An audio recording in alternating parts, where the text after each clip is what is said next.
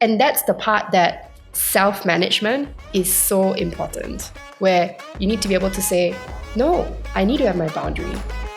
Of course, I want to get to know you. Of course, I want to do this. But I need to also be able to say, I have to have an hour to myself to think.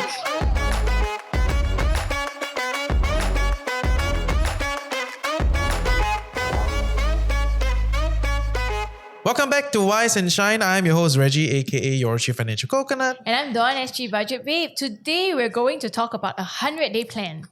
So what are we going to do in this 100 days, Reggie? It's a 100-day plan towards building a thriving team, right? So essentially it's for new managers, I think. Mostly for new managers. Or even for people who feel that current status quo is not good enough. So they need to start another 100 days as a manager. So my first 300 days not very good. I got to restart this thing, right? So we have a framework together today and we're joined with Nina. You want to introduce yourself? Hi, thank you for having me. I'm Nina. Nice to meet all of you here. Very beautiful journey to be here today. I've done almost 20 years. I know, right? Almost. So 17, 18. 20 years in the talent space, having done both commercial roles and led teams of teams and been a talent spotter. On top of that, I'm so delighted to be here today because one of my favorite topics is about management and leadership. Is it one of the hardest topics out there? Actually, it is. I will say it's very, very difficult to find a leader who's inspiring and who can get things done at the same time. That in itself, the ability to balance the soft and the hard skills. Oh, and on top of that, having the courage to be able to give very clear and tough feedback to help the other person all in service to everybody else and the organization and the people. That's very, very tough. Very few people whom I've worked for and worked with have been able to do that very delicately. No, and in leadership circles, right, sometimes there's even this dichotomy between, do you want the inspirational one or do you want the executional one, right? It's some sort of a language there that's going on. Fundamentally means that it's very hard to do both, right? So it is what it is, and today we want to kind of unravel your guy, with this 100-day plan so that all our aspiring managers, can get a more kind of strategy around this, because we do bits and pieces here and there and everybody has something to say, but I think you're one of the few that actually has like a plan, step by step, do this with and time frame. Yeah, I with think time that frame. most people don't believe that it can be done in 100 days. So we'd like to hear from you. Yeah. How does day 1 to day 100 look like? Yeah, what is it about? And maybe for a little bit of backstory, how do you even develop this thing to begin with? So over time, I think one of the things that I've realized, having worked for both very established corporate companies, LinkedIn was one of those companies that I worked at, very established, had a real methodology to the madness. In fact, their onboarding plan was fantastic. I say it's really one of the companies that really walk the talk when it comes to development of their people. So I remember coming in and going like, what is this plan? And then using it for myself and ticking off the boxes of who do I need to meet. It's almost like a cheat sheet of how to navigate. Like a onboarding plan for you to really step by step get to where you needed to be for your role. Correct. And that time I was an IC. So taking that as inspiration, I then started to develop my own plan for myself moving forward. Anyone joining my team or my organization, my org. And that's how I developed this first 100 days so that people can get a sense of what needs to happen. And if we look at it in different months, it's actually much easier to say, okay, month 1, here's what I'm going to do, month 2, and then month 3. Why 100 days though? Why not 10, 50, 1,000? Why 100? 100 is like the number lah. Yeah, like first 90 days. Yeah. Then everybody has the first 90 and days. probation give you 3 days. months, right? Exactly. In the 90 days you cannot complete apps. You are right. You Yeah. are right. My first 100 days had a nice Yeah. ring to it. You're right. The probationary period for anybody in the organization is 3 months. Some places are even 6 months. Yeah. Actually, before you begin, right, I wanted to ask a little bit about this, like who you should talk to type of thing, right? How important is that part, right? Talking to all the right people in that sense. Yeah. I'll go into it a little bit, but mapping out the key stakeholders, and I say stakeholders because you have business partners, you have cross-functional partners, you have the team that you're going to be managed, and then you have the managers and your manager's manager, because everybody has to manage someone and manage up to someone. That sounds like a lot. So how many people is a good gauge? It depends on how big the organization is. Yeah. Can you give us a range just so that our listeners can form an idea? I'm asking primarily because I run a small team, right? So we have about 10 of us. I mean, we have an onboarding process, but within the onboarding process, there is none of this part where go and talk to so and so. Right? It's like your reporting manager, you just work with them, right? Quite simple, right? So sometimes it takes like, especially when on the go, I got a lot of things to do. Then it may be a month before I talk to this newbie or this new joiner, and I'm wondering what is the marginal impact on this individual, right? If they meet me, 3 days into the job, and it's compared to if they meet me 1 month into the job, because as the founder, right? You know what I mean? Yeah. I think it makes a difference because like even my current company, Yeah. right? When anyone first joins, the manager designs who they need to meet. So the first 2 days actually don't need to do anything. Okay, your first few hours are with HR to learn the basic stuff, like which software for payroll, which one for your leave and all that kind of normal stuff. But after that, it's all just meetings. And it's the manager who sets up the meeting. So the manager designs who he or she thinks that person should meet. Yeah, and I found that, I remember when I had that a couple of years ago when I first joined, I found it very insightful because it also then makes the employee immediately feel that sense of camaraderie, especially because like it worked from home COVID period, right? That helped a lot. But even now after post-COVID, post-lockdown, I had to recently design that for a new hire of mine as well. So I peppered his calendar 2 days worth of meeting. And after that, on the third day, then I asked him like, how do you feel? Is there anyone else whom you want to meet? And stuff like that. He was like, if we hadn't arranged this for him, he probably would have taken longer to integrate then. So I think that is super important. You should design it for your own. Of course, the no, next wait. hire, the financial coconut, he never do right. Put the comment. Okay, Expose. Tomorrow, content team meeting. New My boss never listened to his own podcast advice. New policy. No, because to be fair, right? When we first started, it's a small, like 3 or 4 of us, right? Yeah, but like, not 10, not small. But as we start hiring, then and with interns and all that, because the cyclicality of interns are higher, right? So all these things, I think it does make a difference. So okay, I'm all ears. I'll just address this thing quickly because you're the founder. It's even more important that you spend some time with them, even if it's 15-20 minutes of a hi, how are you, what's going on, how's your first day at the office. Just that little fine touch is makes a world of difference. Okay. All my interns, I will give you a call. Let me know. Yeah. So we'll go there. Okay. Yes, but come share with us. What is this 100-day plan to create a great manager and a thriving team? Yeah. First things first, let's really take a step back. Right? In my observations, what I've noticed is when someone becomes a new manager, and this is whether or not they're new to the organization, new manager of the organization, or new in the organization. What got them there is because they understand the skill set, the technicalities of the role. They have become experts as an IC. Most organizations, and I say this as a caveat, promote the person based on their ability to be an expert in that skill. Let me give you an example. If I'm a top salesperson, most of the time I'll get promoted to be a manager of a team. But that might not necessarily be me having leadership skills to manage a team. But because I'm a top performer, I've been promoted to do that role, right? Now, that can be trained. Team leading and management can be trained to manage a team, especially at the first-time manager level, right? So what is the word manager in itself? It's to become a manager, you need to first learn how to manage yourself. Developing self-awareness of what am I actually capable of? I'm really good in sales. And now my goal is no longer my success alone, it's based on my team's success. So what do I then need to do? Do I absolutely love sales so much? Do I absolutely love the thrill of the chase so much?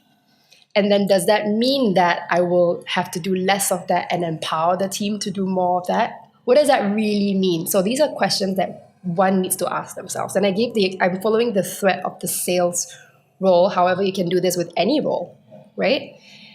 Now, if I love the thrill of the chase so much and I'm not willing to give it up, then maybe I shouldn't be a manager, right? But maybe I am at that point in time where I feel, actually, you know what? I'm ready to develop another skill set, because that's going to change the trajectory of my career. That's going to completely mean that I am no longer going to chase that thrill, that adrenaline rush of securing that client. That means that I now have to give up that piece, but to enable others to do that, I need to share the secrets to my success, help them unlock their potential to do that. Then that will be the manager track. So I wanted to caveat all of this before going into the framework, because it's really important that as a manager, first-time manager, understanding my motivations for wanting to become a manager. So that's the self-management piece. And some organizations, they actually do send these people for manager training to help them bridge that gap. But there are also many others where they don't. I'll use myself as an example. When I first became a manager, I received absolutely no training. Had to figure things out on my own. And then, you have to suddenly be accountable for more people than yourself. The stress gets to you. You also don't have enough time to go and learn. So let's work with the assumption that the listeners here are not being paid for by their company to go and train this. What would be your biggest advice on how they can learn? I will say you have to make your investment in yourself. The amount of money that I've spent investing myself in the last 2 decades is exponential when it comes to return on investment over time. And whether it's getting a coach, whether it's finding a mentor, whether it's networking, whether it's getting formal training, there are skills future courses, people that you should make use of it. I just did a digital marketing course today, by the way. Skills Future sponsoring me? Skills Future. Singapore, talking to you. So let's see. Yeah, so there are courses out there to help somebody transition into this. There are. Even on LinkedIn Learning, if the company has investment in that, even on Coursera, there are now so much access to these courses which you can go as an auditor, you audit the courses for free. It is no excuse. No excuses not to go out and seek your own learning. The number of times I heard people say, my company doesn't give me any training. And I'm like, okay, but this is called personal development, personal me. So that's kind of where I would challenge anybody who wants to, especially when you want to move manager, you have to really spend time taking moments in your week for personal development. Yeah, spot on, man. Even in finance, we see the same. Right? Everyone all like to say, the school never teach us about personal finance. Learn yourself lah. Follow SG Budget Babe. She say one. SGBudgetBabe.com has 700 articles free. Go and learn. YouTube, The Financial Coconut, how many episodes? Hundreds of episodes to learn free. LinkedIn writing, blogs, ChatGPT also now can teach you. Exactly. There is no excuse anymore. Knowledge is out there for the taking. It's not like 20 years ago where we didn't have so much access and everything was so expensive. Yeah. Why wait for your parents to teach you? Why wait for your teachers? Why wait for your bosses? Go and take charge, right? Exactly. Take charge. That's exactly it. Take charge. Fair. Okay, so now coming back to the framework. So let's say they have assessed that. They're aware already. That means they won already lah. Yeah. How then does that look like? That is a great point. So first, it's now they've done the self-assessment. So you're like, okay, great. I'm motivated. I want to be a manager. Now, part of the self-assessment also includes understanding their strengths, right? Understanding where they need to develop on.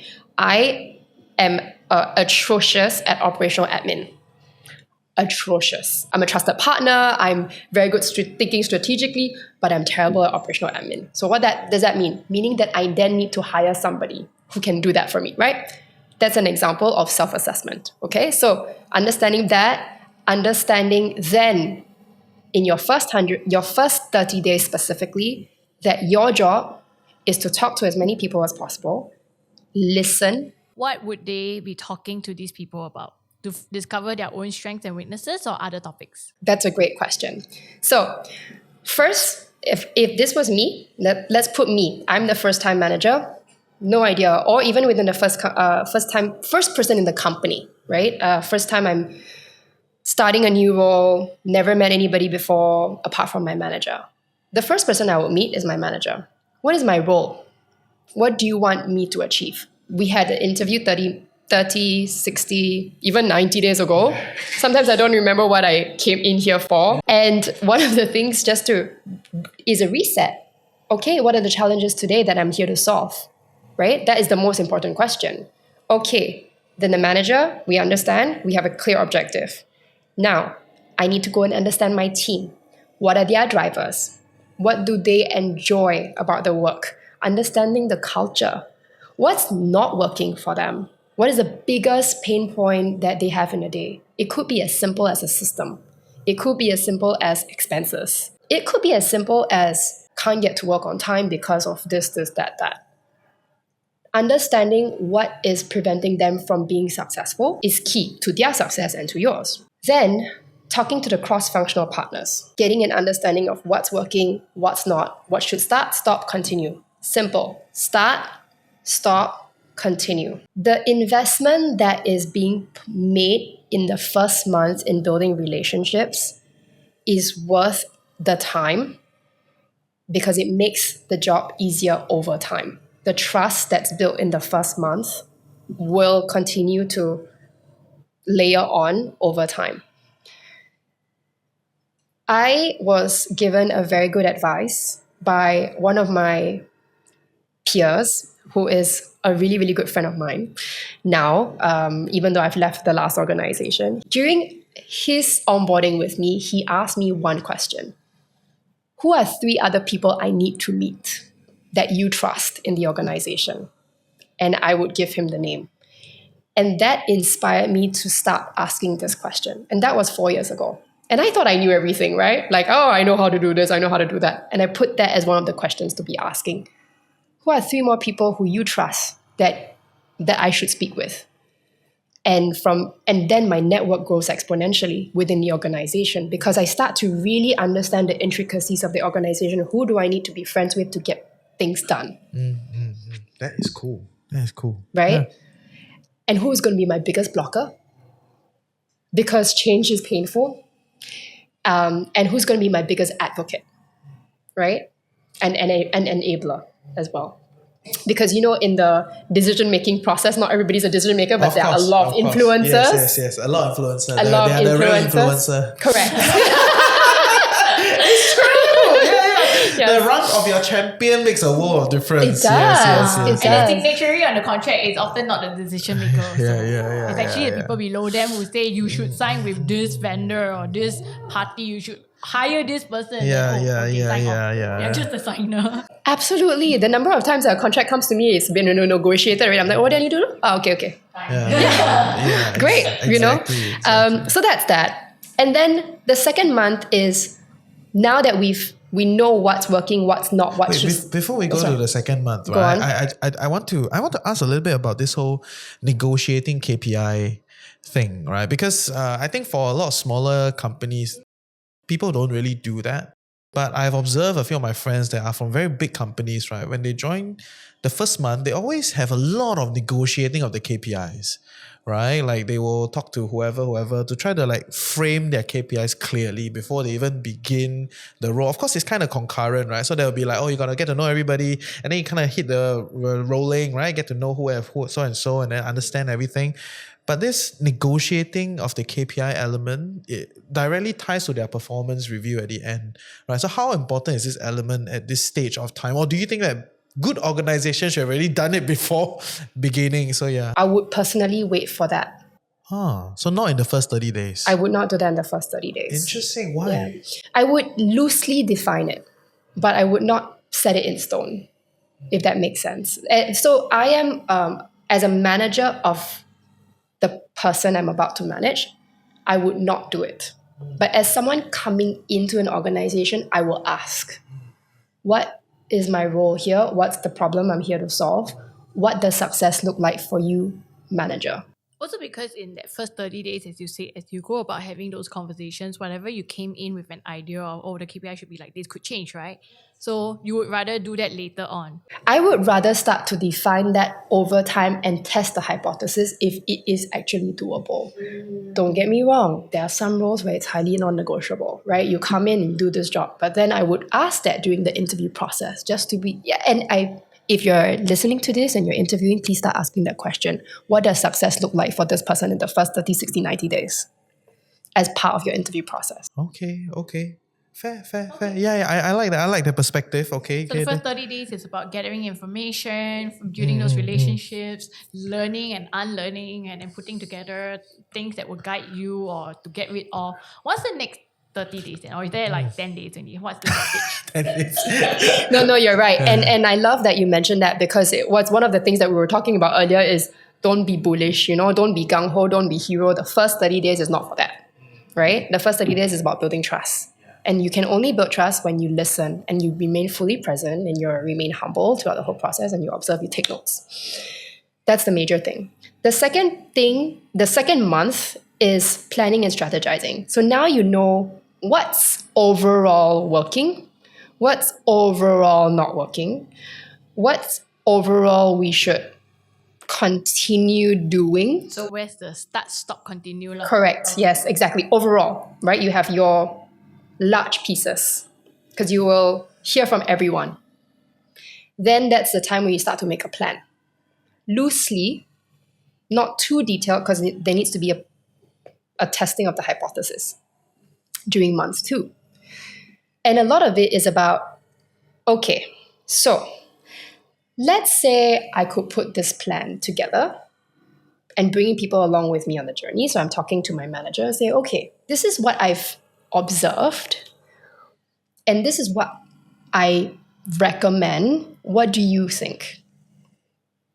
And even in your head, even if you know someone else has done something like this before and you've seen it being a success somewhere else, it might not be a place that will gain that same level of success depending on so many factors like the intricacies of the culture, the people, the objectives of the organization, so many factors. And that's where the hypothesis needs to be tested. So back to having conversations. So first have conversations, come up with your plan, then bring your plan back to the same people. Could be the same people, could be your manager, could be your manager's manager. And a lot of it, and you're right, the first 3 months is really about remaining very open and very curious. This is my overall stay hungry, stay humble. Yeah. This is the first 3 months. I get it because the last thing you want, right, is like, hey, you see the newbie? Very noisy, yeah. That's the last thing you want, It's like, that kind of office chat. It's like, hey, the new person, I want to make a lot of change. Very annoying. Who is this person? Right?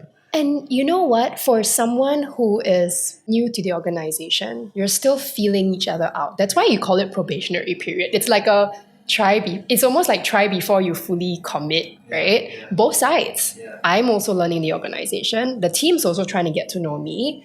And if my team can't trust me or sense that I'm inauthentic and genuine, they're out. And guess what? My success that's dependent on the team's success is out the door, right?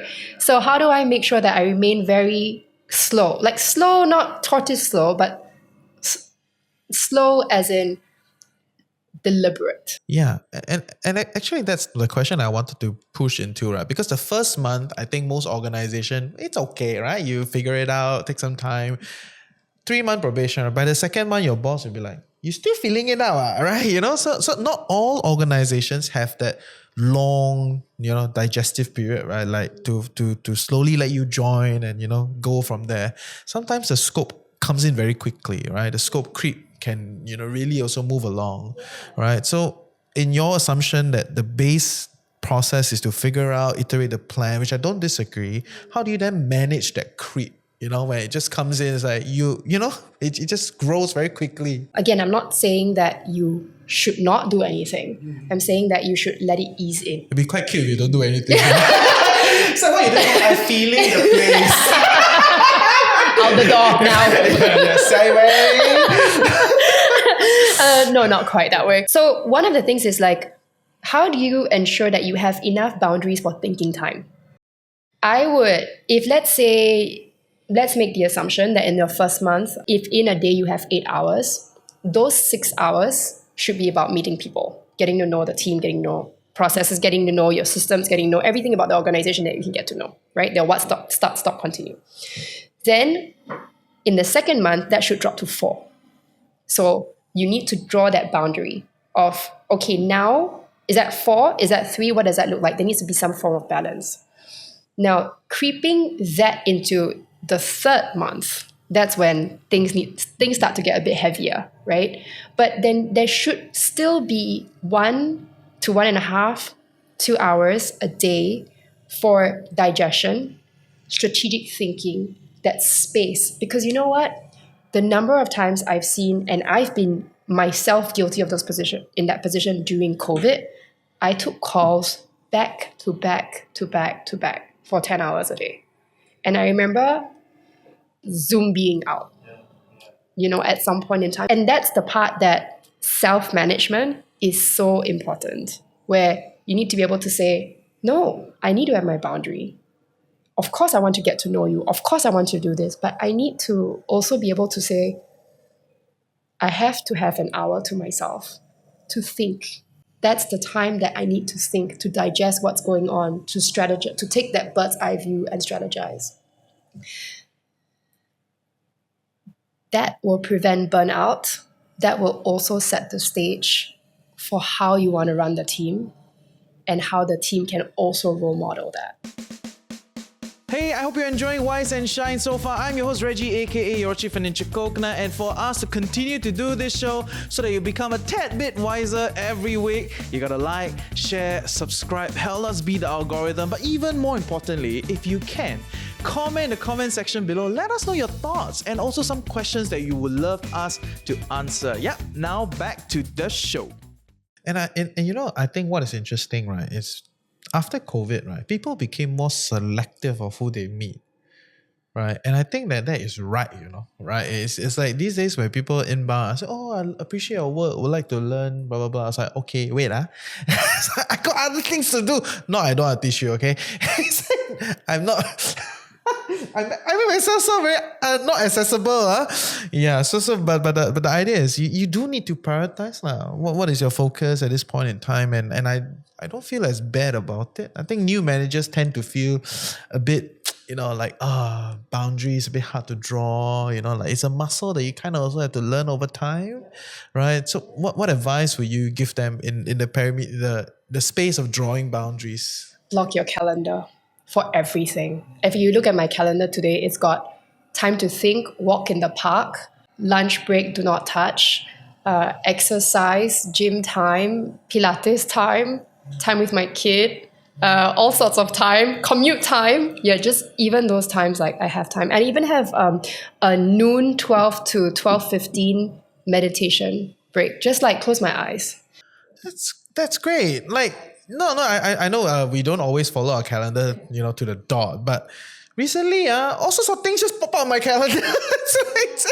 Because as the team grows, multiple projects running, everyone is trying to block my calendar. I was like, why am I so busy?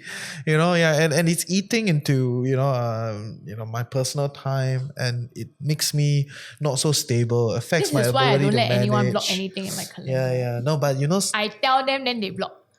Yeah, or the only people who can block without I tell them is my bosses. Yeah. But everyone else, teammates, different division, whoever you are, even family, you cannot block. My kid needs me there for graduation, not my kid teacher block. Tell me that I block. Okay, fair. Yeah, but okay. I don't know. But I mean, for a small team, we want to move a bit faster. I think that's also why I got PAs. So yeah. Right? After you reach a certain stage, the PA will then be your gatekeeper. No, need to protect my bosses. Space and hours. Otherwise, it's true, because all things will just keep popping up. People say, hey, free, block. It's quite crazy. Yeah. You're right to say that, yes, your team is small and agile, but there still needs to be time that you make to collaborate. So there will be, for me, I actually stopped accepting meetings that had no agendas. I hate it. Yeah, I hate it, and I think there's a bit of a generational divide. The managers these days that are like in their 50s. I don't even think the 40s are like the 50s people. They will just call you at any time of the day, and then. After a while, you don't pick up. They say, "Oh, can you give me a call?" I was like, It's what they used to lah. yeah, Previous era. exactly. Ma. That's what they're used to. And then after a while, at first I was like, "Oh yeah, what is it?" Then it's like, "Oh, I just want to tell you your plan is good." I was like, "Duh." It's like, it's like okay, you want to hang out, we can hang out. And then another time, I'm flowing, right? Don't disturb me, But then after a while, I learned that okay, maybe I can just reply. What is this call about? Right, and then sometimes, oh no lah, it's nothing. Then they start to self-doubt themselves whether is there a need for a call. It's like, oh yeah, you email me first. Today very busy. Which is true, right? And it's just an interesting generational difference. Yeah. Yeah, and then also there's also a difference between the WhatsApp, like, oh yeah, I'll rather WhatsApp call you, or no, just text me.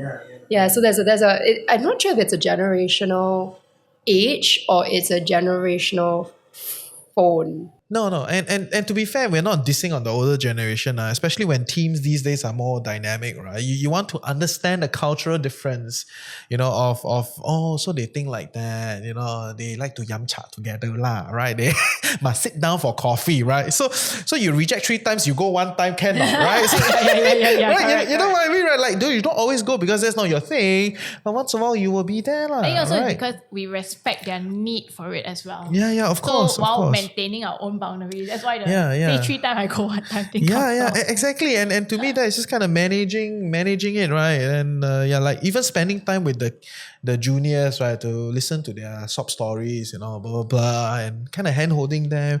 The most groundbreaking thing that happened to me was I literally taught someone how to work. Like it's like, tell me all your tasks, break down what time you spend on all these things. Okay, then I haven't grouped the tasks. And then, okay, you do this like that, like you must flow, don't champo the different thing. I was like, wow, where's this dad coming from, right? Like, it's like, what? I really go down to the level. Wait, how old? 20, early 20s. So like, fresh, fresh. And to me, it's like, is it a generation thing, or is it just because they don't really have experience and you hire them, you got to work with them at the level? So it's just understanding where different groups are and the way they work. And to some, like to millennials, you micromanage me, right? It's an insult. You judge my abilities, but maybe to the Gen Z, right, they really hope that you can give them a sense, so this is what you want, right? So I don't think it's a Gen Z millennial thing. You just think it's a freshie thing, huh? Yeah, I think it's a freshie thing. When I was fresh, I also asked my boss, like, I have 8 hours. What am I supposed to do the 8 hours? Can you show me? So she would send me to shadow people. Then I see. Then ask me to come up with my plan. Then she validate my plan for me. Okay, then that one is 2-way relationship. Fair. Yeah. So over time, I learned different stuff for different people and then at different phases of their thing, right? Yeah. And this is actually a really, really good point because it's also part of being a manager. You have to prioritize your task. And so if you think about, there are some tools out there, like Eisenhower Matrix is one of them, where you basically identify what is urgent and what is high impact versus what is not. And I am a big believer of playing to my strengths. Like, you're a left-hander, right? Yeah. What happens when you write with your right hand? Very ugly. Left hand really cannot see properly. Right hand, I look like a drawing. Hello? Yes. Yeah. Exactly, right? So it's like, okay, so if I were to write with my right hand, which is my strong hand, so it's the same, like, I know that I can read well, things will move fast. So I'm in the flow. You talked about flow state. I'm in the flow. I want my left hand. I don't even know what I'm writing, scribbles, and then I'm taking my time to write, trying to get it the same way as I write my right hand. I'm not playing to my strengths. I'm slower. So as a manager, what are my strengths? And I told you earlier, my strengths, I'm great at building relationships. I'm great at strategy. I'm great at big picture thinking. I'm just not good at operational admin. That's not where I'm going to spend my time, right? So then I think that's why the first month is so important, where we need to also understand the drivers of our teams, right? So we're like, what really excites you? How do I get the best out of you? What will get the worst? What can I do to get the worst out of you? What happens then, right? And knowing what they're strong at will help me also delegate my task better. And that's the part of prioritization, the delegating tasks, the exactly what you've just done. It's like, hey, you're actually very good at doing this. You should do more of this, and do you like doing it? It seems to be getting the best out of you. You're in your flow when you're doing that. And then where I then focus on other things. And then also identifying the different players in the team that maybe they are actually very interested in a particular topic or a particular task or particular skill that is outside of their day-to-day. Let me give you an example. I had this lady in my team who was very creative. She could do all the graphics and stuff like that. I mean, I loved it too, but hers were much nicer. And so I said, self-awareness. yeah, I mean, Yeah. I like getting creative. It just takes me 2 hours to get an Instagram post out. It takes her 15 minutes and it's beautiful, So I'm like, hey, why don't you start doing more of that? And this was 6 years ago in another organization. She did it. She was like, yep, easy. So much. And she enjoyed it and I felt good about it because we together collectively were able to drive results together. So things like that. And so it is really, it sounds like, wow, it's a lot. Where do I do? How do I balance this and how do I balance that? Okay, fair. So how does the end of the 100-day look like? When your probation is being ticked off. Hey, sign. Okay, you're official. Welcome to the team. Yeah. Then the founder will appear. No. Founder will start in front. Huh? Okay, I learned. First day. Yeah, first day. Yeah, 15 minutes. Kopi also can. Yes. What can I buy you? Actually, you should find out Yeah.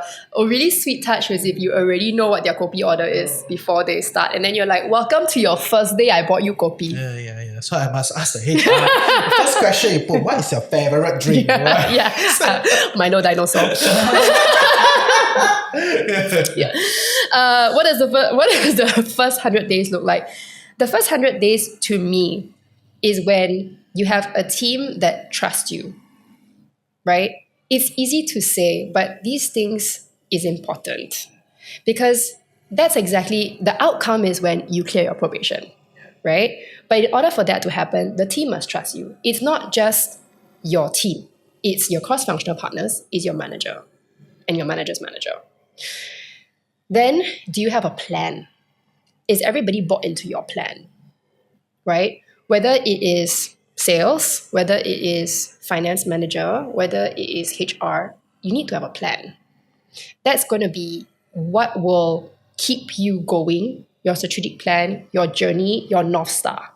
Then everybody needs to be bought into it. Then, KPIs. That's where your vision will translate into team KPIs, individual KPIs, your KPIs, right? That's also aligned to company's goals. So these are three major things that need to happen. And of course, as a person who has to manage themselves, a peace of mind, right? Having clarity, balance, right, on their diary, what they need to do, and as well as what does success look like a year from now, 2 years from now, right? A first-time manager, the expectation is really not to be the CEO tomorrow. So there's no need to be complicated. There's no need to overcomplicate things, I like that. It's very simple. Yeah. You need first step in management only. First relax. step. Yeah. First step. Not yet, and there are many levels to get there. So don't rush the process. The most important is throughout this whole 100, 200, 365, the journey is long. And just to remain very humble, to remain open, curious, generous with your time. Yeah, both in learning and giving. Which also means you cannot be so generous with your beer time after work. Your family time need to tarik a bit. But it's a period of change, right? So you do have to prioritize some stuff. I think that's really good insights because most people, they just try to jump straight into the role and they forget about building these relationships and trust first. Yeah, so it's a really good reminder for anyone who might be joining a team, creating a new team, or just basically moving into this sort of role in your career that don't forget the human element of it. Yeah. Because after all, you're working with humans. So. Yeah. I do want to go into something that is quite contextual, and I think a lot of people experience this, right? Is being promoted amongst your team and then now managing your old teammates. Back then we were lateral, we same level right, one. managing your peers. Yeah, managing your peers, and now I'm your boss, Or right? even like your seniors. Yeah, right. So how does that dynamic kind of play? What advice do you have for these type of managers? I will tell you, it is difficult. Yeah. So is it one of the hardest situations? It's actually, I find that of all the management situations, that's one of the hardest. At the same time, I've seen many success stories because there is actually a head above the rest. There's a reason why someone also gets promoted to management, right? To be managing a group of people. And that is usually, yes, you talk about skill sets, you talk about that, but that is also because they are far better performers. So there is something to learn. Now, don't get me wrong, it can be difficult for some others to respect that decision of the person who got them there, right? So let me give you an example. It's my manager's manager, previously my manager, who now put someone in between me and them, and it's my peer. And why didn't that job come to me, right? But as a manager, the new manager, the peer become manager today, I'm not going to be liked by everyone, and especially not someone who used to be my peer, who wanted senior. my job, or my senior who wanted that role. That role has been given to me. I have to own it. I now have two choices. Either I can say, look, we need to do a reset, right? We have a great relationship. I've always respected you. I've got a lot to learn from you. I need you here on the journey with me. These are the things I don't know, but these are the things that I do know. And very humbly have the conversation, trash it all out. That's one option. The other option is to go to the person and say, I'm sorry, but after trashing out, things are still not working out, and say, you have two choices. Either you accept it or you have to find a way to deal with it. And that is your choice. It can't be a reflection on me anymore because I'm being put in this role too. So we talk about meritocracy. The person who did well got the job, right? But at the same time, to manage someone who is not happy with that role, if that person becomes toxic, it's a very easy decision for me as a manager. But if that person can be worked with, I would rather work with that person. But it takes two hands to clap. That kind of conversation can be quite daunting for some people. Yeah, I mean, even when she was talking about that, I can sense the energy. It's like, this is very hard. This is a very hard situation. Yeah. Yes. What kind of advice would you give to people who fear, how to overcome that fear and really go into the conversation? Or is there anything they can do to prepare? No, actually, I feel like the ex-peer, is kind of grieving in his or her own way also, right? Like they didn't get it, so they're kind of grieving in some ways. So bringing that with these two questions and bringing that into the 100-day context, right? How does that look like in your first 100 days managing these dynamics, while doing all the other things? Yeah. Yeah, that's a hard one. So if let's say we are clear, right, of the 100-day framework, right? Okay, so let's put that aside. This is a conversation that I will address head on. It takes a lot of courage. In order to build the courage, you need to be very vulnerable and be very open and build the connection with this person. So let's take an example. Role player. Hey, how are you feeling about the situation? But what if the person's not honest? Like they could either say, yeah, I thought like I should have gotten that role, not you. Or they can be like, okay lah. Actually, I feel like that is easier to talk to, more straightforward. Yeah, more straightforward, right? But you will have the many others layers. who- It's fine lor. Yeah, it's like, I it's think that's fine very hard to deal with. Congratulations. And the heart-to-heart talk is where I know it can be difficult to do, but that's the first thing I would do. I will address. I am bullish in this one. A lot of people avoid confrontation. I avoid confrontation like the bull attacks the storm, because I don't like things hanging. I don't like It festers. because it becomes very toxic after. So in this role play, if I'm the avoidant one, right, let's say, and there are going to be people like that, I'm like, yeah, good, congratulations. Yeah. I think got a lot of people like that. No, I appreciate it. It's like, okay, great. And then if that's the reaction, it's like, okay, great. So look, I'm new in this role, and I wanted to just get a sense of for you, like, what's important to you now? How can I help you be successful?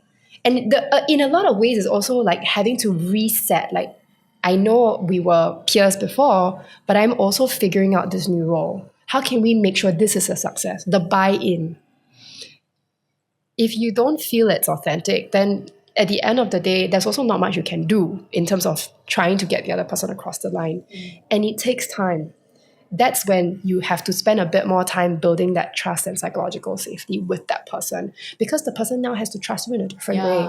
Yeah. Actually, I think that's a great point. Like, the avoidant people might not be open to that conversation Yeah. at first, but like showing through the actions, or sometimes like, okay, maybe I watch too many dramas, but sometimes whereby the manager, right, stands up for the peer, shoulders or protects them from a mistake, a yowling. Then that's where in the drama, then That one confirm too much drama relationship lah. change Confirm already. too much No, but drama. it does happen, Yeah, right? Because it as does, the it does. leader, as the manager, you take on the heat for your team as well. It's true. But there are some It's managers true. where they're like, his fault, not my fault. And then that really like, wow, ouch. But when the leader takes it on, they're like, our team made a mistake. Then the boss will ask, who is it? Fire that person.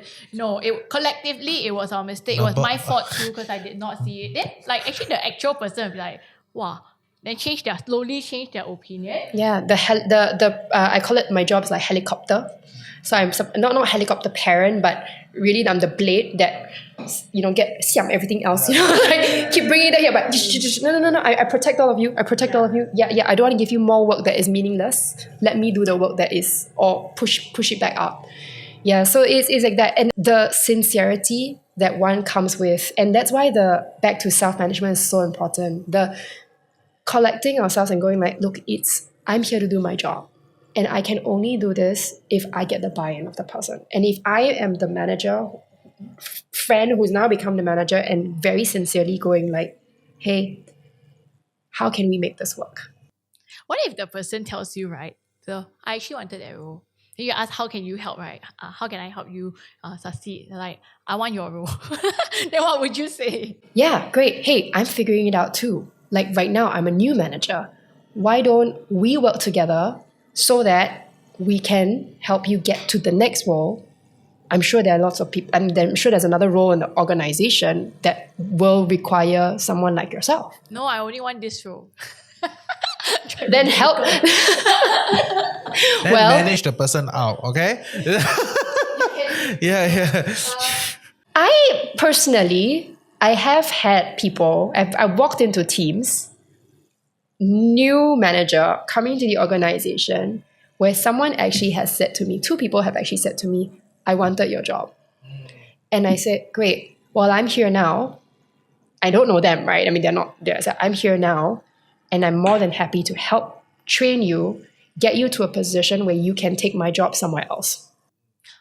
Somewhere else. Or maybe you can help me promote and then you can get the job, right? Yeah, whatever, right? Essentially, the baseline is things are not going to change in the whim and fancy, right? But if you're willing to work with me, I will try to get you there, right? Okay. And that's exactly it. And they were like, okay. I said, okay, right. So are you happy with that? I said, yeah, great. No, but like these are, then we start negotiating. Yeah. And there was someone in the team, and it took them 2 years for us to work together, for them to actually find another role somewhere else where they could actually take on a job, my job, somewhere else. So it's also about, do you trust me enough for me to help you get to your goals in the future? And it takes a while to build that trust, but that's why the investment upfront is so important. Right. So that, for the avoidant folks, that may not happen in the first 100 days, but the actions that It you do will in the not first happen. 100 It's days not will may not inform the happen. latest. Yeah, it's the sincerity, the keep going, like what's that? Do you know about the story of the stone? If you drop water enough, it will eventually break. Yeah. Okay, cool. I thought that was a good conversation. Yeah, I think that framework was really helpful. Yeah, really nice. And We have a tradition that we're trying to bring back, which is to kind of go one round at the end of the conversation to pick up something that the other people said that you thought was quite interesting and memorable, right? So maybe you want to start. What was interesting to you? It's always she start one, so don't need to feel bad for her. Okay? Yes. I thought like the talking to people being the very first thing was a really great reminder. Because there are organizations who don't do that. There are organizations who do, but they forget after a while. Yeah. And then like I love how you put the second stage as going back to that again, but lesser. Now it's like actually having a plan and letting the same people validate it, because it's a way to also get their buying and approval, right? Like then it's not like, oh, that newbie come in and change everything. That newbie actually wants to make positive change and respects the old birds enough to get their input. Then the changes that actually do get implemented will be more easily accepted. Yeah, I thought that was a great framework. Nice. What about you? For me, it's a reminder that whilst in, a lot of the time, I forget that there are people that avoid conflict because I am the bullish person that, when I say bullish person, like I say I run into the storm so that it gets resolved quickly and I have no problems doing it. But in a way that is thoughtful, right? And I forget that sometimes there are, I maybe because of all the companies that I've worked in where it's easier to do so in a more Western, US-centric, very direct kind of culture. Direct and not direct. Direct and not direct. Yes. Direct and not direct. Kind of culture. But I feel that, yes, I forget those are some situations where people do actually still avoid conflict. So this is a really good reminder for me as well.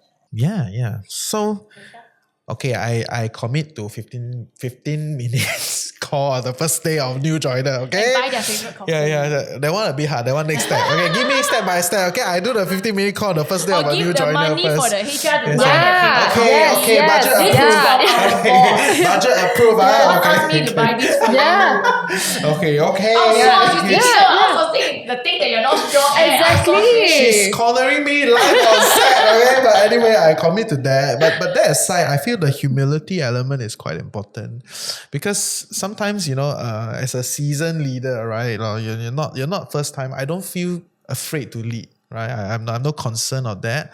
But sometimes you rush into it without understanding like the nuance of the dynamics of what's happening, especially when it's a bigger organization where there are factions, there are different ideologies, different KPIs, sometimes got friction, all sorts of things, the BUs, all over the place. And it could be all sorts of reason, right? And tends to be legacy reason. A bigger organization have these problems. So if TFC fail and I join a big company, then I will be a bit more aware of this thing. I will send you my framework. Yeah. Thank you. Great. So if our audience would like to connect with you, Where can they find where you? can they find you? I'm on LinkedIn, so you can find me on LinkedIn, Nina Devouge, DEVOUGE. Nice. And all the best. I know you are on a break, getting recharged for your next big thing. Yes. So follow her LinkedIn to get a handle on what is happening next, okay? And if you find her framework useful, you can reach out to her on LinkedIn or stay tuned for what she's dropping next, which will be in October. Yeah. October. Ching. Okay. All right. Well, thank you for joining us on this episode. We'll see you guys in the next episode of Wise and Shine. Bye. Thank you. Bye.